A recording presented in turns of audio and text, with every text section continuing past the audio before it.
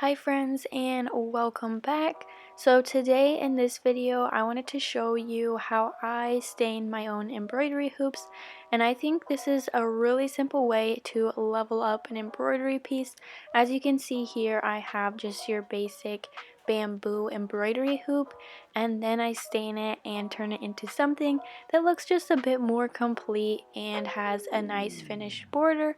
I think it offers some nice contrast, and I don't know, there's just something about an unstained hoop that makes me feel like it's not quite done. So I always have to stain mine, and I want to show you just how I do that. So let's go ahead and jump right in.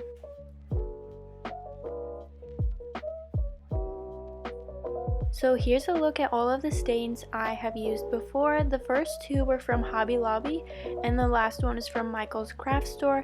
And I guess maybe it's technically not a stain, but it's rather called an aged wood accelerator.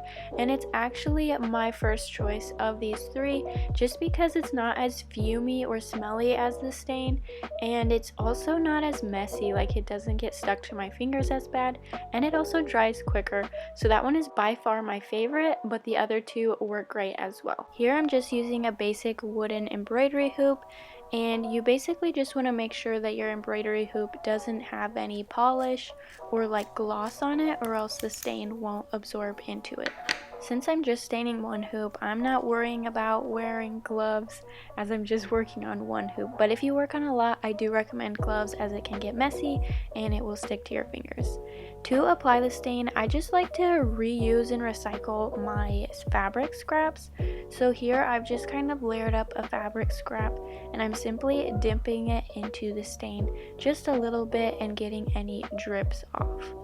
Then what I'm going to do is just smear this stain all over my embroidery hoop, and with stain, a little bit of stain goes a long way. So you can see here how I'm kind of adding pressure and swiping my finger around. It's not like paint where you need a lot.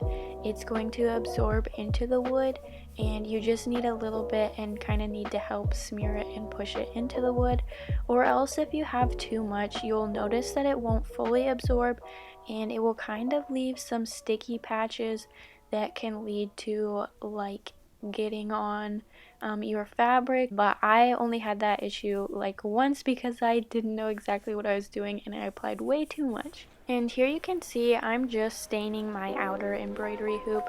I don't worry about the inner embroidery hoop as no one really sees it. It's on the back and it's just a bit more work. Like even I probably don't need to be staining the part that I am because it's not gonna be seen, but I don't know, I still do it anyways. But it's totally personal preference as to whether you want to stain the inner embroidery hoop or the inside of this outer rim.